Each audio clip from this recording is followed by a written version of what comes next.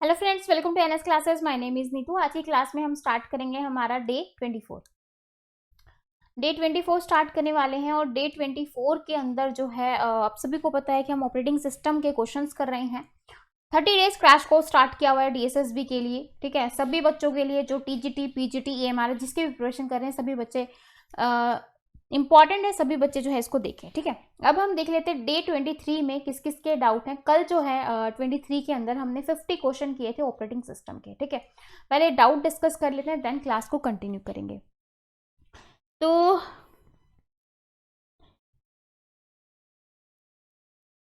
Miss happy ने बोला है क्वेश्चन नंबर 31 में जब भी प्रोसेस किसी इनपुट आउटपुट डिवाइस की जरूरत होती है तो वो वेटिंग में जाती है, फिर आंसर जो है वो इनपुट आउटपुट क्यू जो है वो क्यों होगा। ठीक है, ओके, क्वेश्चन नंबर 31 देख लेते हैं। उसके बाद अदनान सिद्दीकी ने बोला है रेडी टू रनिंग स्टेट, ये लॉन्ग टर्म शेड्यूलर है ना? बिल्कुल, sorry, ready to running state. जब रेडी से रनिंग में जाएंगे तो वो आपका शॉर्ट टर्म शेड्यूलर होता है, क्योंकि वहां पर आप प्रोसेस को एग्जीक्यूट करवाते हो। दैट्स वाई जो है शॉर्ट टर्म शेड्यूलर को आप सीपीयू शेड्यूलर भी कहते हो। तो दोनों ही चीज़ों को थोड़ा डिटेल में देख लेते हैं ताकि जो है इनको डाउट ना आए।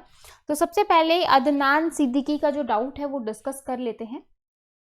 देखो, शेड्यूलर के ऊपर इसने डाउट पूछा है, शेड्यूलर के ऊपर। तो यहाँ पर देखो, थोड़ा सा मैंने आपको बताया था जब प्रोसेस न्यू से रेडी में जाती है।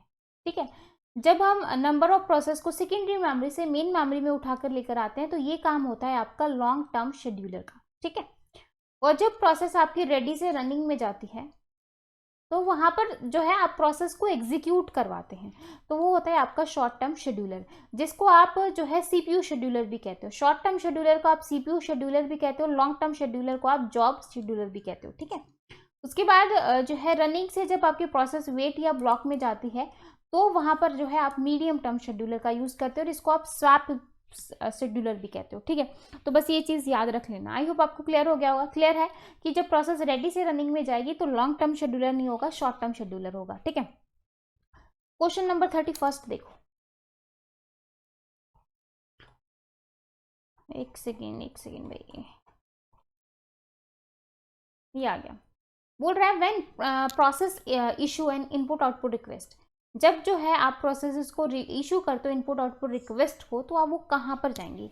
तो आपके जब क्यू जो होते हैं वो 3 टाइप का होता है। जैसे आपकी जो स्टेट होती है वो तो 5 स्टेट होती हैं। कौन कौन सी?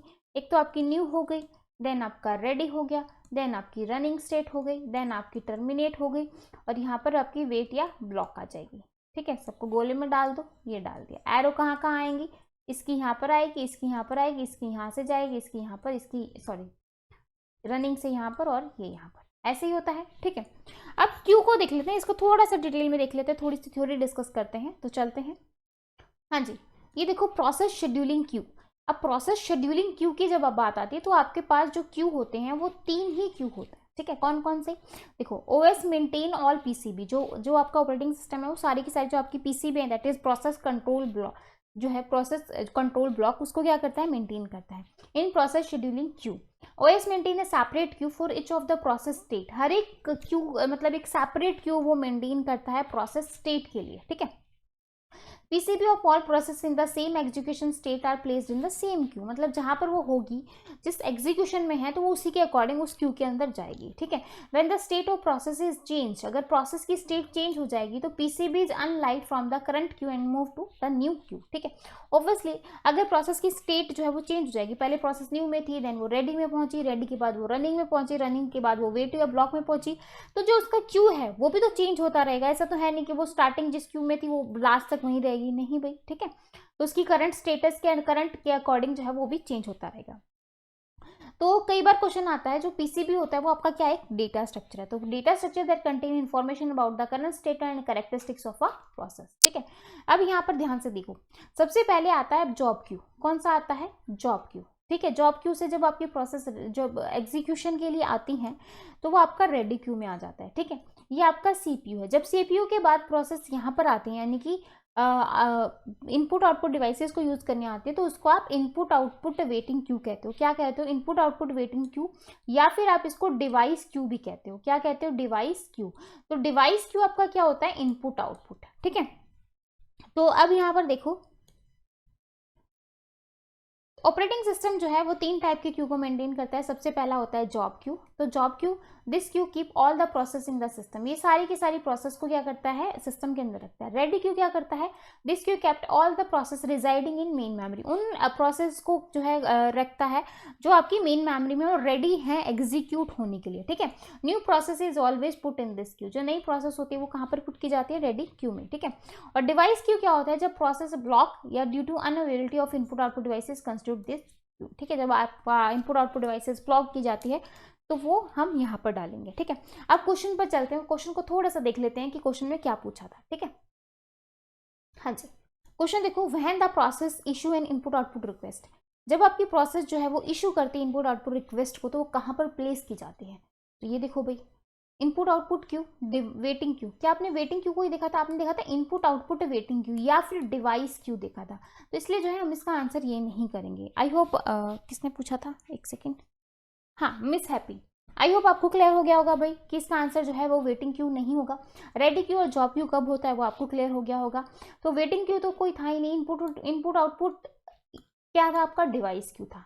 इनपुट आउटपुट क्या है आपके, डिवाइस क्यू एक तरीके से, जिसको आप इनपुट आउटपुट वेटिंग क्यू कह सकते हो, लेकिन खाली वेटिंग क्यू नहीं था, ठीक है। तो इसलिए इसका आंसर क्या होगा भाई, ए ऑप्शन। क्लियर है, दोनों ही बच्चों को अपने डाउट्स क्लियर हैं भाई। फिर भी अगर आपको डाउट है तो मोस्ट वेलकम, आप कमेंट सेक्शन में पूछिएगा, ठीक है। तो अब हम चलते हैं अपने नेक्स्ट क्वेश्चंस की तरफ, अपने जो बाकी के क्वेश्चंस हैं ऑपरेटिंग सिस्टम के उनको जो है खत्म करते हैं आज। हाँ जी, 51 क्वेश्चन देखो, इन प्रायोरिटी शेड्यूलिंग एल्गोरिथम, जो आपका प्रायोरिटी शेड्यूलिंग एल्गोरिथम, प्रायोरिटी में क्या होता है, जब आपकी हाई प्रायोरिटी की प्रोसेस आ जाए। अब हम रियल लाइफ एग्जांपल लें, आप कहीं पर जाते हो, ठीक है, आपकी जान पहचान नहीं है, लेकिन कोई दूसरा बंदा आ गया, उनका कोई फैमिली मेम्बर आ गया या उनसे कोई ऊपर वाला आ गया, तो क्या होगा, आप चाहे वहाँ घंटों से वेट कर रहे हैं उस आदमी से मिलने के लिए, लेकिन वो बंदा तुरंत आया और उस आदमी से मिलकर चला जाता है, तो क्या है, हाई प्रायोरिटी है, ठीक है। तो प्रायोरिटी शेड्यूलिंग एल्गोरिथम क्या होता है, CPU is allocated in the process with highest priority, CPU उनको प्रोसेस एलोकेट करता है जिनकी प्रायोरिटी हाईएस्ट होती है। अब भाई मुझे जो है किसी बंदे से मिलना है, या फिर आपके लगा लो आपको किसी गवर्नमेंट अधिकारी से मिलना है, ठीक है। आप जाते हो उसके ऑफिस में, वेट कर रहे हो, ठीक है, बैठे हुए हो भी 4 घंटे से, 5 घंटे से, 6 घंटे से। फिर जो है कोई एक बंदा आया, जिसकी जो है, जिस बंदे से आप मिलने गए हो उसके साथ उसकी बहुत अच्छी जान पहचान है, वो आया और सीधा गया अंदर और जाके मिलके अपना काम खत्म करके आ गया। तो वो क्या था, एक उस मतलब सीपीयू किसको मिला, जिसकी हाईएस्ट प्रायोरिटी थी, है ना। ऐसा तो है नहीं कि हर किसी को मिल गया, तो भाई सीपीयू उसी को एलोकेट करेगा प्रोसेस को जिसकी हाईएस्ट प्रायोरिटी होगी। तो ये बिल्कुल सही आंसर है, ठीक है। CPU is allocated process with lowest वाले को तो नहीं करेगा, लोवेस्ट वाले का जो नंबर है वो बिल्कुल लास्ट में आएगा, ठीक है, पहले नहीं आएगा। Equal priority can not B schedule, equal priority schedule नहीं की जाती, बिल्कुल शेड्यूल तो की जाएंगी, वो फिर हम अराइवल टाइम के अकॉर्डिंग शेड्यूल करेंगे, कौन सी पहले आई थी कौन सी बाद में आई थी, ठीक है। नन ऑफ द मेंशन, तो ये बाकी 3 ऑप्शन तो होंगे नहीं, आपका ए ऑप्शन सही है, ठीक है। 52 क्वेश्चन देखो, इन priority scheduling algorithm when a process arrives at the ready queue, मतलब इन प्रायोरिटी शेड्यूलिंग एल्गोरिथम में जब आपकी प्रोसेस अराइव हो जाती है रेडी क्यू में, it's priority is compared with the priority of, क्या होगा, मतलब प्रायोरिटी शेड्यूलिंग एल्गोरिथम में जब आपकी प्रोसेस अराइव हो चुकी है रेडी क्यू के अंदर, तो इस प्रायोरिटी कंपेयर विद किसके साथ प्रायोरिटी जो है वो कंपेयर की जाती है। करंटली देखो भाई, मैं न्यू में गई, ठीक है, ये आपका रेडी स्टेट है और ये आपका रनिंग है, ठीक है। सपोज कोई प्रोसेस यहाँ पर एग्जीक्यूट हो रही है, सपोज ए नाम की प्रोसेस यहाँ पर एग्जीक्यूट हो रही है और बी नाम की प्रोसेस यहाँ पर आई, ठीक है। अब जो है ये क्या करेगा, जब आपकी जो ये प्रायोरिटी है रेडी क्यू में जो प्रोसेस पहुंची, तो उसकी जो प्रायोरिटी है वो किसके साथ कंपेयर की जाएगी, जो आपकी प्रोसेस रन हो रही है उसके साथ प्रायोरिटी चेक करेंगे। अगर बी की प्रायोरिटी हाई निकली तो क्या होगा, ए को भेज दिया जाएगा रेडी क्यू में और बी चला जाएगा आपका रनिंग स्टेट में, ठीक है। तो ऐसे ही आपका नंबर आता है, जैसे ही आप अंदर उससे मिलने जाते हैं, उसका कोई जान पहचान का बंदा आ जाएगा तो आपको कहेंगे सर प्लीज़ आप 2 मिनट और बैठिए, हम आपसे करते हैं बात, ऐसे करते हैं ना। तो फिर जो है जो बाहर जो आया था तुरंत उसको अंदर ले लिया जाता है, आपको बाहर निकाल दिया जाता है, जब वो चला जाएगा तो वापस से आपको अंदर बुलाया जाता है। तो ये होता है, ठीक है।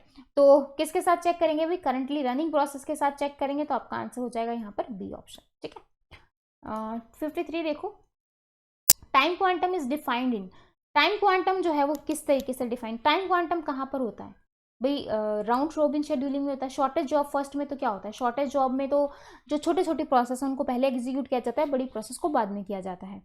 प्रायोरिटी में हाई प्रायोरिटी चेक की जाती है। मल्टी लेवल क्यू में जो है आपकी 2-3 जो है शेड्यूलिंग एल्गोरिथम को यूज किया जाता है। राउंड रोबिन में क्या होता है कि हर एक प्रोसेस को इक्वल इक्वल टाइम दिया जाता है, ताकि हर एक जो प्रोसेस का जो रिस्पॉन्स टाइम है वो जो है वो आपका इक्वल हो सके, हर एक प्रोसेस को बराबर बराबर जो है रिस्पॉन्स टाइम दिया जाए। तो आपका यहाँ पर आंसर होगा बी ऑप्शन। ठीक है, process are classified into different group in, जो प्रोसेस है उसको क्लासिफाई किया जाता है डिफरेंट डिफरेंट ग्रुप में, तो उसको क्या कहेंगे? Shortage of first scheduling, round robin, priority, multi Q, scheduling algorithm. तो प्रोसेस को डिफरेंट डिफरेंट ग्रुप में किया जा रहा है, मतलब यहाँ पे मैंने कहा ना कि हम इसमें मल्टीपल जो है शेड्यूलिंग एल्गोरिथम का यूज कर सकते हैं, तो वही है एक उसी के अकॉर्डिंग हम जो है ग्रुपिंग में डालते हैं। तो यहाँ पर आपका आंसर हो जाएगा D option, multi level queue scheduling algorithm. ठीक है,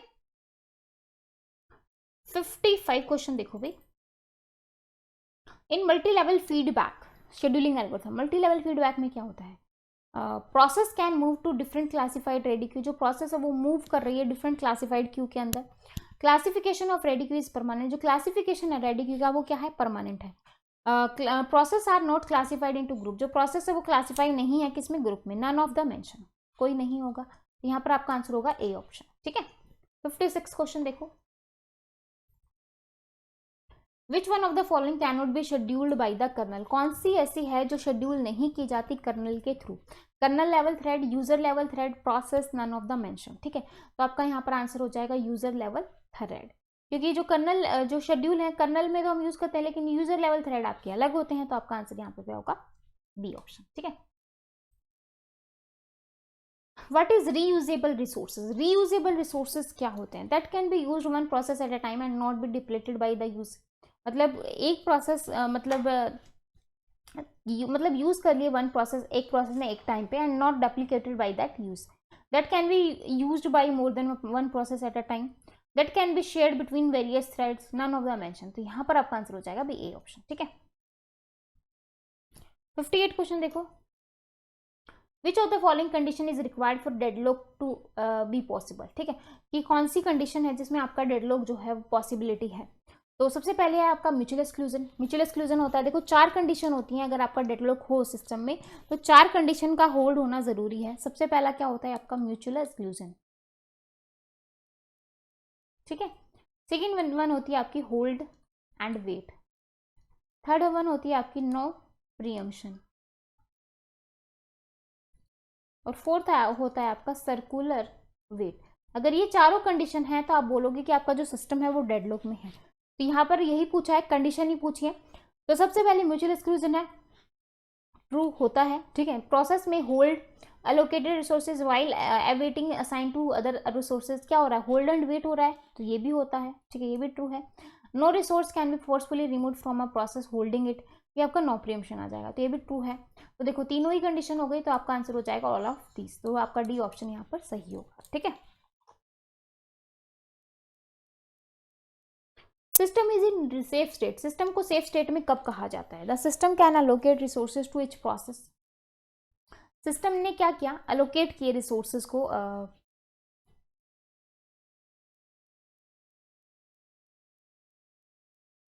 system can allocate resources to each process in some order and still avoid a deadlock. ठीक है, मतलब सिस्टम ने क्या किया? अलोकेट करवा दिया रिसोर्सेज को, और इन एक प्रोसेस के अंदर सब कुछ ऑर्डर में, स्टिल क्या करवा रहे हैं? अवॉइड करवा रहे हैं डेडलॉक को। ठीक है, there exist a safe sequence, हम सेफ सीक्वेंस करवा रहे हैं। ए और बी भी सेफ स्टेट है, तो हम जो है सेफ सीक्वेंस भी देखते हैं, सेफ सीक्वेंस है तो भी जो है आपका डेडलॉक फ्री हो जाता है, और हम अवॉइड भी करवाते हैं। तो दोनों ही ऑप्शन सही होंगे, तो आपका आंसर हो जाएगा सी ऑप्शन। ठीक है, 60 क्वेश्चन देखो। Circular wait condition can be prevented by, जो सर्कुलर वेट कंडीशन है वो किसके थ्रू प्रिवेंट की जाती है? Defining linear ordering of a resource type, मतलब जो क्या डिफाइन किया गया है? लीनियर ऑर्डरिंग डिफाइन की गई है रिसोर्स टाइप की।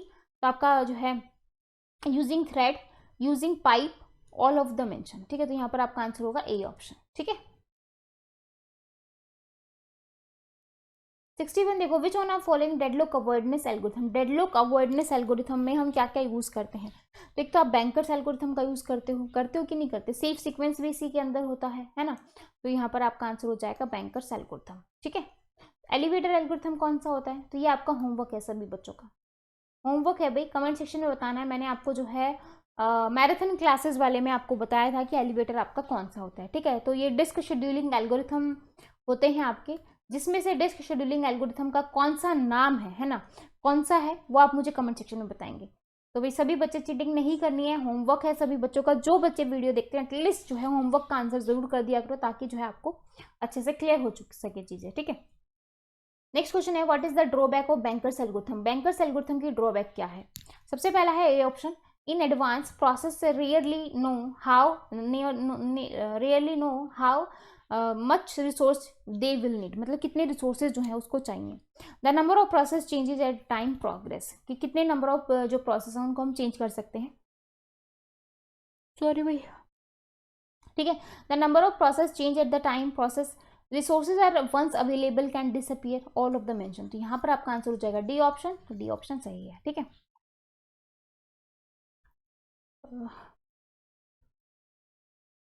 इसके बाद 63 क्वेश्चन देखो भाई, मैराथन क्लासेस जो है आपकी 1-2 दिन के लिए होल्ड पर की गई हैं।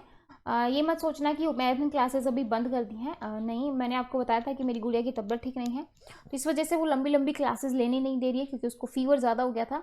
तो इस वजह से अभी ठीक है, लेकिन थोड़ी सी चिड़चिड़ी टाइप हो रखी है। ठीक है, तो 1-2 दिन पे होल्ड पे करके जो है हम फिर अपने जो आपकी मैराथन क्लासेस हैं उनको कंटिन्यू करेंगे। 4 क्लास हो चुकी हैं आपकी, जिसमें आपके 6 सब्जेक्ट कंप्लीट हो चुके हैं। तो प्लीज़ आप इनको जो है डिटेल में कर लेना। पहला हमने किया था HTML और CSS, देन हमने XML और जावास्क्रिप्ट किया था। ठीक है, फिर हमने ऑपरेटिंग सिस्टम किया था और देन हमने डेटा स्ट्रक्चर किया था। तो ये आपके 6 सब्जेक्ट हो चुके हैं। तब तक आप इन 6 सब्जेक्ट्स को रिवाइज करें, देन जो है बाकी के 6 दिनों में हम क्लासेस को कंटिन्यू करेंगे। ठीक है, हो ट्राई करेंगे कि नेक्स्ट वीक में हम कंप्लीट करें इस वाले 30 डेज क्रैश कोर्स को भी और उसको भी। ठीक है, for effective operating system when to check for deadlock. ठीक है, तो डेडलॉक कब चेक करेंगे? Every time resource request is made at fix time interval both A and B. तो आपका आंसर हो जाएगा बोथ ए एंड बी। ठीक है, 64 देखो, problem encountered in multi masking when a process is personally denied necessary resources. तो किस किस को, मतलब क्या बोल रहा है कि प्रॉब्लम जो है वो अनकाउंटेड है मल्टीटास्किंग में, जब प्रोसेस जो है प्रीवियसली डिनाइड नेसेसरी, मतलब डिनाई करवा रहा है नेसेसरी रिसोर्स को। डेडलॉक हो जाएगा स्टारवेशन, इनवर्जन, एजिंग। तो ये जो है ये आपका क्या होगा? स्टारवेशन, और स्टारवेशन का जो सोल्यूशन होता है वो आपका क्या कहलाता है? एजिंग। ठीक है, 65 क्वेश्चन देखो, which of the following is a visual mathematical way to determine the deadlock occurrence. कौन सा जो है आपका विजुअल मैथमेटिकल है? मैथमेटिकल में हम डेडलॉक को कौन सा जो है प्रोवाइड करते हैं? तो मैंने आपको बताया था रैग।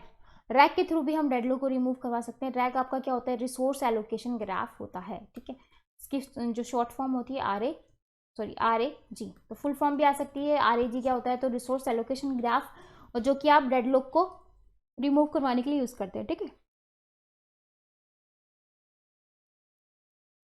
इसके बाद देखो 66 question, to avoid deadlock. Deadlock आप किस तरीके से अवॉइड करवा सकते हैं? 4 कंडीशन होती हैं। ठीक है, तो अवॉइडनेस हो गया, प्रिवेंशन हो गया, ये सारी चीज़ें, ऑस्ट्रिच एल्गोरिथम हो गया। तो सबसे पहला है आपका there must be fix number of resources to allocate. क्या आप जो है फिक्स नंबर ऑफ रिसोर्सेज को एलोकेट करें? बिल्कुल भाई, अगर हम लिमिटेड रिसोर्सेज को एलोकेट करेंगे तो भी जो है आपका चांसेस हैं। Resource allocation must be done only once. Resource allocation जो है एक बार होना चाहिए। All deadlock process must be avoid. जितने भी आपके डेडलॉक प्रोसेस हैं वो क्या की जाए? अवॉइड की जाए। Inversion technique can be used. तो यहाँ पर आपका आंसर हो जाएगा ए ऑप्शन। ठीक है, 67 देखो, CPU fetches the instruction from memory according to the value. जो CPU है वो फैच करता है इंस्ट्रक्शन को from memory according to the value. तो क्या होगा? Program counter, status register, instruction register, या फिर आपका प्रोग्राम स्टेटस वर्ड। CPU कहाँ से फैच करेगा इंस्ट्रक्शन को? तो सबसे पहले अगर हम आपने कंप्यूटर आर्किटेक्चर पढ़ा है इस 30 डेज क्रैश कोर्स के अंदर, तो सबसे पहले मैंने कहा था कि जो भी मतलब जो CPU जो फैच करता है वो आपकी इंस्ट्रक्शन को कहाँ से फैच करता है? प्रोग्राम काउंटर में से। और प्रोग्राम काउंटर क्या करता है? जो नेक्स्ट एड्रेस, मतलब जो नेक्स्ट आपको एग्जीक्यूट करना होता है उसके एड्रेस को जो है स्टोर करके रखता है। क्लियर है? 68 क्वेश्चन देखो, memory buffer use to accommodate a speed differential, जो मेमोरी बफर जो आप यूज करते हो, जो उसकी स्पीड जो डिफरेंशियल करती है, किसके अकॉर्डिंग करेगी? कैशे की वजह से। किसकी वजह से करती? कैश। कैश हम यूज करते हैं, ठीक है। नेक्स्ट क्वेश्चन देखो, which of the following is the address generated by CPU? कौन सा है जिसके थ्रू जो है एड्रेस जनरेट किया जाता है सीपीयू का, ठीक है। तो पेजिंग के अंदर आपने पढ़ा होगा, एक तो आपका सीपीयू जो है एड्रेस जनरेट करता है, और एक आपकी जो मेमोरी है वो एड्रेस को जनरेट करती है। जो सीपीयू एड्रेस को जनरेट करता है उसको आप लॉजिकल एड्रेस कहते हो, ठीक है। और जो मेमोरी के थ्रू जो एड्रेस जनरेट किया जाता है आप उसको फिजिकल एड्रेस कहते हो। और इस लॉजिकल एड्रेस और फिजिकल एड्रेस को जो है आपको जब मैपिंग करवानी, क्योंकि हमें इनकी मैपिंग करवानी पड़ती है, इनको चेंज तो आप इसके लिए यूज़ करते हो MMU का, that is memory management unit का, ठीक है। तो पूछ रहा है कौन सा जो है एड्रेस जनरेट किया जाता है सीपीयू के थ्रू, तो यहाँ पर आपका आंसर हो जाएगा लॉजिकल एड्रेस, ठीक है। Run time mapping from virtual to physical address, जैसा कि मैंने कहा कि मैपिंग करते हैं हम किसकी? लॉजिकल एड्रेस और फिजिकल एड्रेस की, और वो मैपिंग किसके थ्रू की करवाई जाती है? MMU यानी कि मेमोरी मैनेजमेंट यूनिट के थ्रू। तो यहाँ पर आपका आंसर हो जाएगा ए ऑप्शन, ठीक है। क्लियर है भाई? ओके, 71 क्वेश्चन देखो, memory management technique in which system store and retrieve data from secondary storage. बोल रहा है मेमोरी मैनेजमेंट टेक्निक जिसमें आप सिस्टम को स्टोर करवाते हो, रिट्रीव करवाते हो डेटा को secondary storage for use in main memory is called. इसको क्या कहोगे? फ्रेगमेंटेशन, पेजिंग, मैपिंग, या फिर नन ऑफ द मेंशन। तो ये आपका क्या कहलाएगा? पेजिंग कहलाएगा। पेजिंग क्या होता है?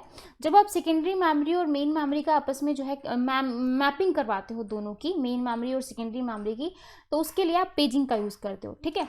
अगर आप जब कैशे की और जब सीपीयू की जब मैपिंग करवाते हो, सॉरी, जब आप कैश और मेन मेमोरी की जब आप मैपिंग करवाते हो तो उसके लिए आप किसका यूज़ करोगे? कैशे मैपिंग का, ठीक है। कैशे मैपिंग का यूज़ करते हैं। और जब आप मेन मेमोरी और सेकेंडरी मेमोरी की मैपिंग करवाते हो तो उसके लिए आप किसका यूज़ करोगे? पेजिंग का, ठीक है। 72 क्वेश्चन देखो, the address of page table in memory is pointed bye. जो एड्रेस है पेज टेबल का, वो मतलब page table in memory is pointed bye, उसको आप क्या कहते हो? Stack pointer, page table base register, page register, program counter, तो उसको आप कहते हो पेज टेबल बेस रजिस्टर। जो पेज टेबल का जो एड्रेस होता है जिसको हम कहते हैं वो आपका बेस रजिस्टर कहलाता है, पेज टेबल बेस रजिस्टर, ठीक है। 73 क्वेश्चन देखो, प्रोग्राम ऑलवेज डील विद। जो प्रोग्राम है वो हमेशा किसके साथ डील करता है? लॉजिकल एड्रेस के साथ। तो आपका आंसर होगा ए ऑप्शन, ठीक है। 74 देखो, द पेज टेबल कंटेन। जो पेज टेबल है वो क्या कंटेन रखता है? Base address of each page in physical memory. जो बेस एड्रेस है किसका? इच पेज, हर एक पेज का फिजिकल मेमोरी का। आपका आंसर हो जाएगा ये पेज ऑफसेट, पेज साइज, ये नहीं होता है, मतलब ये चीज़ होती है, लेकिन इसने बोला पेज टेबल क्या कंटेन करती है, तो आपका आंसर होगा ए ऑप्शन, ठीक है। कॉम्पेक्शन क्या होता है? कॉम्पेक्शन क्या टेक्निक है, ठीक है। तो कॉम्पेक्शन एक टेक्निक है जिसमें आप ओवरकम करवाते हो इंटरनल फ्रेगमेंटेशन को, पेजिंग टेक्निक को, एक्सटर्नल फ्रेगमेंटेशन को। तो कॉम्पेक्शन के अंदर हम जो है एक्सटर्नल फ्रेगमेंटेशन को जो है ओवरकम करवाते हैं। तो थोड़ा सा कॉम्पेक्शन के बारे में देख लो, तो यहाँ पर आपका आंसर हो जाएगा सी, ठीक है। अब देखो कॉम्पेक्शन क्या होता है। कॉम्पेक्शन में हम क्या करते हैं, जैसे ये है आपका, ठीक है, यहाँ पर ये आपकी फ्री मेमोरी है, ये आपकी जो है एलोकेटेड मेमोरी है, ये भी आपकी एलोकेटेड मेमोरी है, ठीक है। ये आपकी फ्री मेमोरी है, ये आपका एलोकेटेड मेमोरी है, और ये आपकी फ्री मेमोरी है, ठीक है। तो यहाँ पर देखो जो फ्री मेमोरी है वो एक साथ नहीं है, और जो आपकी एलोकेटेड है वो भी कहीं कहीं पर है। अगर बड़ी प्रोसेस आ जाए, ठीक है, तो आप जो है आपके पास मेमोरी अवेलेबल है, लेकिन आप उसको दे नहीं पाते क्योंकि वो मेमोरी आपको एक साथ ना होके जो है टुकड़ों में बटी हुई है। तो इस टेक्निक को दूर करने के लिए यही आपकी एक्सटर्नल फ्रेगमेंटेशन होती है। इस टेक्निक को दूर करने के लिए आप यूज करते हो कॉम्पैक्शन टेक्निक का। तो कॉम्पैक्शन क्या करता है कि जो आपका ये जो फ्री स्पेस है इसको अलग कर देगा, और जो आपका एलोकेटेड स्पेस है उसको अलग कर देगा, ठीक है। समझ में आया? मतलब फ्री स्पेस को अलग कर देगा, एलोकेटेड को अलग कर देगा। लेकिन इसमें प्रॉब्लम क्या आती है, मतलब सारी प्रोसेस को बार बार यहाँ पर एक जगह लेकर आना, और उसमें क्या होता है, जो आपका सीपीयू होता है वो जो है आइडल हो जाता है, ठीक है। सीपीयू आइडल हो जाता है, जिस वजह से ये टेक्निक जो है वो इतनी अच्छी नहीं है यूज़ करने में, क्योंकि हमारा जो मेन मोटिव है अभी तक हमने जो पढ़ा है वो यही पढ़ा है कि हमें जो है सीपीयू को आइडल नहीं रखना है। सीपीयू को ज़्यादा से ज़्यादा बिजी रखना है। लेकिन कॉम्पैक्शन के केस में जो सीपीयू है वो आपका फ्री हो जाता है, आइडल हो जाता है। तो इसलिए जो है हम कॉम्पैक्शन टेक्निक को यूज़ ना करके इसकी जगह पे क्या यूज़ करते हैं, पेजिंग का यूज़ करते हैं। और पेजिंग के अंदर भी जो है आप क्या करवाते हो, एक्सटर्नल फ्रेगमेंटेशन को दूर करवाते हो। तो पेजिंग जो है वो एक्सटर्नल फ्रेगमेंटेशन को तो दूर कर देता है, लेकिन उसके अंदर इंटरनल फ्रेगमेंटेशन की प्रॉब्लम आ जाती है। ठीक है, तो कॉम्पैक्शन एक ऐसी टेक्निक है जिसको हम यूज़ करते हैं आपकी एक्सटर्नल मेमोरी को दूर करने के लिए, एक्सटर्नल जो है फ्रेगमेंटेशन को दूर करने के लिए, लेकिन वो एक अच्छा मेथड नहीं है। दैट्स वाई हम पेजिंग का यूज़ करते हैं। तो भाई कॉम्पैक्शन आपसे पूछा तो कॉम्पैक्शन यूज़ किया जाता है technique overcome the external fragmentation. External fragmentation की जो है उसको ओवरकम करने के लिए हम यूज़ करते हैं। ठीक है, 76 क्वेश्चन देखो। Operating system maintain the page table for. Operating system जो है वो पेज टेबल को क्यों मेंटेन करता है, etch process, etch thread, etch instruction, etch address.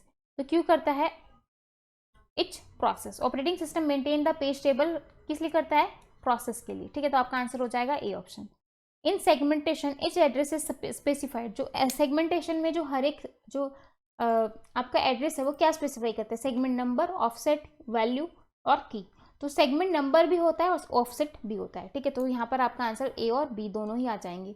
और जो सेगमेंटेशन होता है पेजिंग में तो आप जो है एक्सटर्नल फ्रेगमेंटेशन को दूर करवा देते हो, लेकिन इंटरनल फ्रेगमेंटेशन की प्रॉब्लम आ जाती है।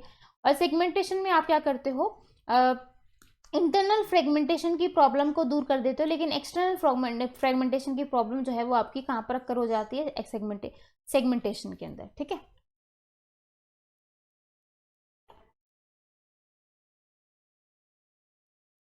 सेवेंटी एट क्वेश्चन देखो। In paging the user provide only. Paging के अंदर जो यूजर है वो क्या प्रोवाइड करता है, which is partition by hardware into dash.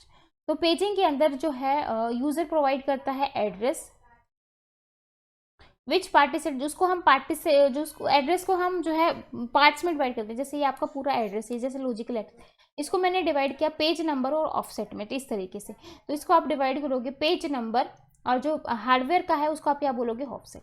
तो यहाँ पर आपका आंसर यही आ जाएगा, sorry into sorry page number और ऑफसेट। तो आपका आंसर होगा ए ऑप्शन। ठीक है,